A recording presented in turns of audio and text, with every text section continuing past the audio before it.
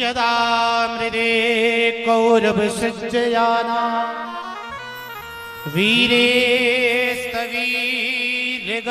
गतेषु वृकोधरा विद्यगदाभिमर्शा भग्नोरिदण्डे धृतराष्ट्रपुत्र।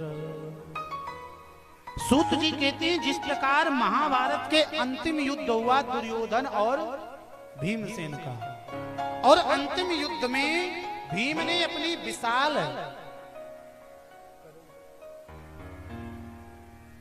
विशाल गदा से भीमसेन ने दुर्योधन के उरुदंड अर्थात जंघा का भेदन कर दिया और उसे घायल अवस्था में ही छोड़ कर करके रण क्षेत्र से वापस आ गए। आज महाभारत के उस कुरुक्षेत्र के रण में लाखों सब बिखरे पड़े हुए हैं, अनेकों गिद्ध चील कौवे आते हैं और नोच नोच कर करके उन सबों को खा रहे हैं।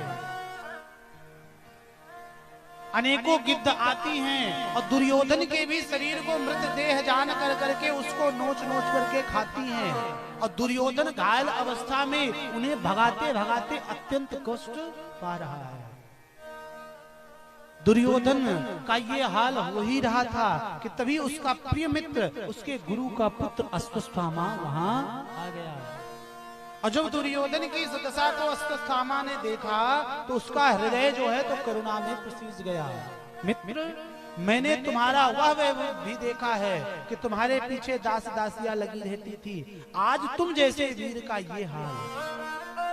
दुर्योधन ने कहा मित्र, होनी थी सो है गई, जो प्रारब्ध में लिखा होता है उसे भोगना पड़ता है। लेकिन कष्ट इस बात का है मित्र, हम थे 100 भाई, युद्ध हुआ और हमारे शत्रु थे 5 भाई, हम 100 के 100 काल के गाल में समा गए, लेकिन उसका एक भी नहीं गया। यदि केवल एक भी चला जाता तो जाते समय हृदय को तृप्ति मिल जाती। अश्वत्थामा ने कहा मित्र, यदि तुम्हारी यही अंतिम इच्छा है, तुम एक की कहते हो, मैं 5 का सिर काट करके लाता हूं। और दुर्योधन को वचन दे करके अश्वत्थामा बढ़ा। अश्वत्थामा ने विचार किया कि भाई पांडव सशक्त हैं, राज्य इनके हाथ में है, सैनिक इनके हाथ में है, मैं अकेला हूं, इनको कैसे मारा जाए। तो उसे काग उलूक न्याय नीति समझ में आई कि रात्रि में एक अकेले कुल्लू ने एक वृक्ष पर हमला किया और सैकड़ों कौवों को मार करके गिरा दिया। उसे भी यह युक्ति नजर आई कि पांडव सशक्त हैं, रात्रि में ही इन पर हमला किया जा सकता है। तुरंत ही प्रभु जो हैं तो अश्वत्थामा के भाव को समझ गए और पांडवों की शिविर से ले जाकर के विजय उत्सव मनाने लगे। सूत जी कहते हैं मारने वाले से बचाने वाला बड़ा होता है, और आज भगवान ने जो है तो पांडवों की अश्वत्थामा से रक्षा करी। लेकिन दुर्भाग्यवश द्रौपदी के 5 पुत्र जो 5 पांडवों से उत्पन्न हुए थे, दिखने में बिल्कुल अपने पिता के ही सदृश जान पड़ते थे, अपने अपने पिता की सैया पर आकर के लेट गए। रात्रि का समय था, अश्वत्थामा को नजर नहीं आया, पांडव पुत्रों को ही पांडव समझ कर करके उसने उनका सर काटा और ले जाकर करके जैसे ही दुर्योधन के समक्ष कहा, मित्र तुम एक की कहते थे, लो अब तृप्त हो जाओ, मैं 5 का सिर लेकर के आया हूँ। जैसे ही गेंद की तरह 5 सर को उछाला, दुर्योधन प्रसन्न भया। लेकिन दुर्योधन ने जैसे ही ध्यान पूर्वक देखा, दुर्योधन जैसे पापात्मा का भी कलेजा पसीज गया और अश्वत्थामा को डांटने लगा, अरे दुष्ट, तूने ये क्या कर डाला? ये पांडव नहीं, ये तो पांडव पुत्र हैं, तूने तो हमारे कुल में कोई पानी देने वाला भी नहीं छोड़ा। भाई अभिमन्यु था, वह चक्रव्यूह भेदन के समय मारा गया था, यही 5 तो हमारे कुल का तारण है, और तूने तो उन्हें भी नहीं छोड़ा, तू पापी है। और जैसे ही उसे कष्ट भया तो उस कष्ट से दुर्योधन जैसे पापात्मा का भी प्राणांत हो गया। सूत जी कहते हैं शौनकादिक ऋषियों, दुर्योधन को वर प्राप्त था कि जब तक उसे 1 घड़ी के भीतर ही, 1 घड़ी अर्थात 24 मिनट, कितने मिनट? 24 मिनट। 24 मिनट के भीतर ही जब हर्ष और विषाद दोनों एक साथ आएंगे तभी उसकी मृत्यु होगी। और आज भगवान देखिए कितने कृपालु हैं, कितने दयालु हैं। दुर्योधन का उद्धार करने के लिए भगवान ने जो है तो द्रौपदी के 5 पुत्रों की बलि चढ़ा। दुर्योधन का प्राणांत भया, अश्वत्थामा घबराया। उधर जैसे ही सुबह हुई द्रौपदी शिविर में जाती हैं और जा करके जब देखती हैं कि बच्चों का तो धड़ ही धड़ है, सिर नहीं है, विलाप करके माता शिशूनां निधनं सुतानां निशम्य घोरा परितप्यमाना तदा रुददाप्सु कलाकुलाक्षी त्वां सन्त्वानयन्नाः किरीटमाले। जैसे ही अपने बच्चों की इस दयनीय दशा को देखा तो द्रौपदी का आज कलेजा फट गया और छाती पीट पीट कर करके चित्कार करने लगी कि गोविंद ये क्या हो गया तुम्हारे रहते। सभी पांडवों को पता चला, भागे भागे आए और जब अपने बच्चों की इस दशा को देखा तो अर्जुन से रहा नहीं गया। तुरंत ही गांडीव उठा ली। द्रौपदी तुम रोती क्यों हो? तुम तो एक क्षत्राणी हो, तुम्हारे पुत्रों के मृत्यु नहीं अपितु वो वीर गति को प्राप्त भय है। मैं तुम्हें वचन देता हूँ जिस भी दुष्ट ने ये कुकृत्य किया है मैं ला करके तुम्हारे सामने उसे मृत्यु दंड दूंगा। और ऐसा वचन देकर करके तुरंत ही भगवान को सारथी बनाया है और रथ पर आरूढ़ होकर के बड़े वेग से रथ दौड़ाया है। जैसे ही अश्वत्थामा ने अर्जुन को भगवान सहित आते हुए देखा तो अश्वत्थामा को अपने बचने का कोई रास्ता नजर नहीं आया। तुरंत ही उसने ब्रह्मास्त्र चलाया। अर्जुन घबराए, भगवान इस दुष्ट ने तो ब्रह्मास्त्र चला दिया। भगवान ने कहा अर्जुन तुम घबराते क्यों हो? ब्रह्मास्त्र तो चलाना तुम्हें भी आता है। जिस प्रकार से विष का हंता विष होता है, लोहे को लोहा काटता है, तुम क्यों घबरा रहे हो? तुम भी ब्रह्मास्त्र चलाओ। अर्जुन ने भी ब्रह्मास्त्र चलाया, दोनों ब्रह्मास्त्र टकराए। सृष्टि में काफी लय होने लगा। भगवान ने कहा इस दुष्ट को केवल चलाना आता है, वापस लेना नहीं। इसलिए अर्जुन तुम दोनों ब्रह्मास्त्र को शांत करो। अर्जुन ने शांत किया है और तुरंत ही दौड़ करके गए हैं और पकड़ कर करके रस्सियों में जकड़ करके ले आए हैं और रथ पर पटक दिया है। भगवान समझाने लगे अर्जुन ये क्या कर रहे हो? यह दुष्ट है, पापी है, इसने सोते हुए अबोध बालकों को मारा है, इसे यही मृत्यु दंड दे दो। अर्जुन ने कहा प्रभु मैं करूंगा वही, लेकिन मैंने वचन दिया है कि मैं द्रौपदी के समक्ष इसे मारूंगा। भगवान समझाते हैं अर्जुन ऐसी गलती मत करो, यहीं इसे मृत्यु दंड दे दो। लेकिन अर्जुन भी भगवान का पक्का चेला, बोला महाराज मेरे वचन का क्या होगा? रथ में बांध करके अश्वत्थामा को लेकर के आए और जैसे ही द्रौपदी के समक्ष अश्वत्थामा को खड़ा किया है, जैसे ही अश्वत्थामा पर द्रौपदी की दृष्टि पड़ी और बधा हुआ अश्वत्थामा देखा तो द्रौपदी भागी भागी गई है और उसके बंधन को खोलने लगी है। कहते हैं मुच्यता मुच्यता में सम ब्राह्मणो नितरां गुरुं सरहस्यो धनुर्वेदः साधि सर्वो। अरे पार्थ अर्जुन तुम ये क्या अपराध कर रहे हो? इसको अभी बंधन मुक्त कर दो, तुमने क्या ही अपराध कर डाला? अर्जुन कहते देवी अभी तुम ही विलाप कर रही थी, अपने पुत्र के हंता को मृत्युदंड देना चाहती थी, यही तो है। द्रौपदी कहती है नहीं नहीं ये गुरु का पुत्र है और गुरु का पुत्र स्वयं गुरु के समान होता है। आप भूल गए उन गुरुदेव के एहसानों को जिन्होंने आपको अपना प्रिय शिष्य जान कर करके आपको धनुर्वेद के सारे रहस्य आपको दे दिए। आज वही गुरु द्रोण ही गुरु रूप अश्वत्थामा रूप में खड़े हैं और आप उन्हें बांध रहे हो। अश्वत्थामा को जब बंधन मुक्त करने लगी तो अर्जुन कहते हैं कि देवी आप कैसी बात करती हो? ये दुष्ट है, इसने 5-5 अबोध बालकों को मारा है, आप इस पर दया दिखा रही हो। द्रौपदी कहती है मुझे इस पर दया नहीं आ रही, मुझे दया इसकी माँ कृपी पर आ रही है, तुम्हारी गुरु माँ जो पति के अवलंब से तो वंचित हैं, गुरु द्रोण की वीर गति प्राप्त हो चुकी है युद्ध में, अब केवल पुत्र के अवलंब के सहारे जी रही हैं। अब मैं भी एक माता हूँ, मुझे मालूम है कि पुत्र का शोक क्या होता है, मैं उस कष्ट को झेल रही हूँ, इसलिए मैं नहीं चाहती कि कोई अन्य दूसरी माँ भी उस प्रकार का कष्ट भोगे। जरा विचार करिएगा, धन्य है भारत की नारियां और धन्य है भारत का वह संस्कार जहां पर द्रौपदी के 5-5 बच्चों की हत्या करा दी गई और द्रौपदी उसी की मुक्ति के लिए प्रार्थना कर रही है।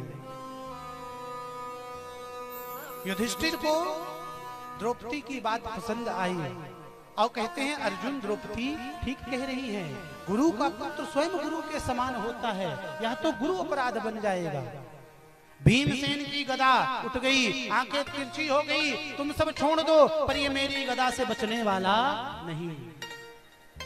भगवान दूर बैठे बैठे मंद मंद मुस्कुरा रहे थे, अर्जुन भागे भागे गए और बोले महाराज आप यहाँ बैठे बैठे मुस्कुरा रहे हो, बताओ क्या किया जाए।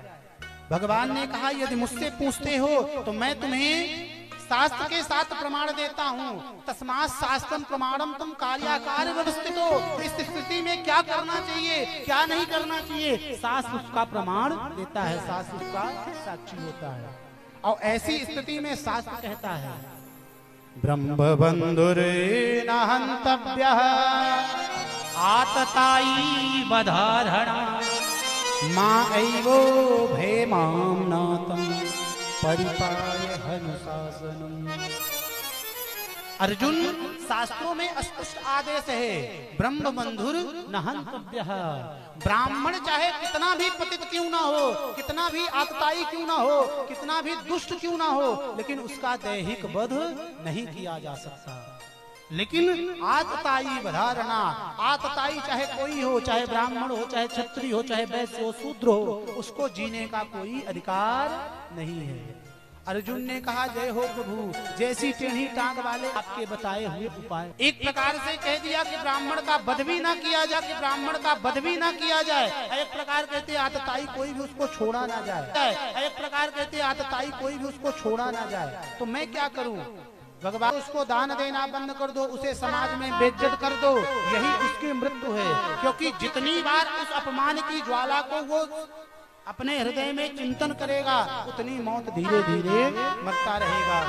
अर्जुन समझ गए, प्रभु की प्रणाम किया है और प्रभु की आज्ञा लेकर के खड्ग निकाली और अश्वत्थामा के सिर पर चमकती हुई मणि को निकाला है और निकाल करके उसे धक्का मार करके उस शरीर से बेइज्जत कर करके भगा दिया। इधर पांडव तो शांत हो गए, लेकिन उधर अपमान की ज्वाला में अश्वत्थामा जलने लगा और विचार करने लगा अब कौन है भाई, इसके कुल में अब कौन बचा है? मैं पांडवों के कुल में कोई पानी देने वाला छोड़ूंगा नहीं। भाई 5 पांडव थे, मैंने तो मार दिया, अब कौन बचा है? तभी इसे ध्यान आया जिस समय चक्रव्यूह भेदन के समय अभिमन्यु मारा गया था, उसी रात सूचना आई थी कि उत्तरा पेट से है। अब उत्तरा का ही गर्भ इस कुल का रक्षक है, क्यों ना इसके गर्भ को ही नष्ट कर दिया जाए। और अश्वत्थामा ने ब्रह्मास्त्र का संधान किया और उत्तरा की गर्भ की ओर छोड़ दिया है। उधर आज भगवान पांडवों को व्यवस्थित कर करके महाराज द्वारिका जाने की तैयारी में है। पांडव विदा नहीं करना चाहते, लेकिन भगवान आज जा रहे हैं। जैसे ही भगवान जाने की तैयारी करने लगे, एक पैर रथ पर रखा ही था, एक हाथ से रथ को पकड़ रखा है और दूसरे हाथ से अभय मुद्रा में सबको आशीष दे रहे हैं। ये सब हो ही रहा था कि अचानक एक अबला चीखती पुकारती हुई भगवान की शरण में आई और भगवान के चरणों में गुहार लगाने लगी। पाहि पाहि महायोगिन देवदेव जगत्पते नान्यं त्वदभयं पश्ये यत्र मृत्युः परस्परम्। पाहि मां, रक्षा करो प्रभु, रक्षा करो, क्योंकि संसार में मुझे कोई भी आपके सिवा रक्षक नजर नहीं आता। भगवान सावधान रहे और सावधान होकर के देखा ये कौन है। जब ध्यान से देखा तो देखा कि ये तो पांडवों की कुलवधू उत्तरा है। तुरंत ही उत्तरा को उठाया, देवी तुम्हें क्या कष्ट है? उत्तरा कहती है, भगवान मुझे एक तेज पुंज मेरी ओर खिंचा चला आ रहा है और मुझे ऐसा लगता है कि मुझे जला करके नष्ट हो जाएगा। महाराज मुझे मरने का डर नहीं, क्योंकि वैवध्य का जीवन तो वैसे ही मृत्यु के समान है। लेकिन महाराज जिस पांडव के कुल की रक्षा के लिए आपने इतना बड़ा महाभारत युद्ध किया, लगता है वह गर्भ ही नष्ट हो जाएगा। इसलिए प्रभु मैं मरूं या जीऊं, लेकिन मेरे गर्भ की रक्षा होनी चाहिए। देखिए विपत्ति की घड़ी में उत्तरा कितनी भावपूर्ण और बुद्धिपूर्ण बात कर रही है। उत्तरा ने ये नहीं कहा कि प्रभु मेरी रक्षा करिए, उत्तरा क्या कह रही है कि मेरे गर्भ की रक्षा करिए, क्योंकि जब गर्भ की रक्षा होगी तो माता की रक्षा तो होगी ही होगी। तुरंत ही भगवान ने अभय मुद्रा में आशीर्वाद दिया और भगवान ने तुरंत ही अंगुष्ठ बराबर रूप बनाया और बना करके गर्भ में गए हैं और अश्वत्थामा के ब्रह्मास्त्र से परीक्षित की रक्षा करी है। सूत जी कहते हैं आज उत्तरा ही वह सती साबित हुई। अनेकों माताओं ने भगवान को अपने गर्भ में धारण किया, अनेकों माताओं ने भक्त को अपने गर्भ में धारण किया, लेकिन उत्तरा सती ही ऐसी देवी मात्र एक जगत की है जिनके गर्भ में भक्त और भगवान दोनों एक साथ पधारे। बोलो भक्त वत्सल भगवान की जय हो। भगवान ने जो है उत्तरा पर कृपा करी है, समयाभाव है और आकर करके अभय का आशीर्वाद दिया। कुंती मैया ये सब कुछ देख रही थी। भगवान पुनः चलने लगे हैं। कुंती मैया ने आज भगवान के चरण पकड़ लिए और कहते हैं प्रभु निक शांत हो जाओ और कुछ देर ठहर जाओ। और आज 26 श्लोकों में कुंती मैया ने भगवान की सुंदर स्तुति करी है। जैसे ही स्तुति करी तो भगवान कहते हैं बुआ आज उल्टी गंगा बहा रही हो, क्यों मेरे जीवन में अपराध ला रही हो? भाई जब भतीजा कहीं जाता है तो अपने बड़ों को, अपनी बुआ माँ को प्रणाम करके जाता है, और आज आप भतीजा जा रहा है तो बुआ बेटे को प्रणाम कर रही, भतीजे को प्रणाम कर रही।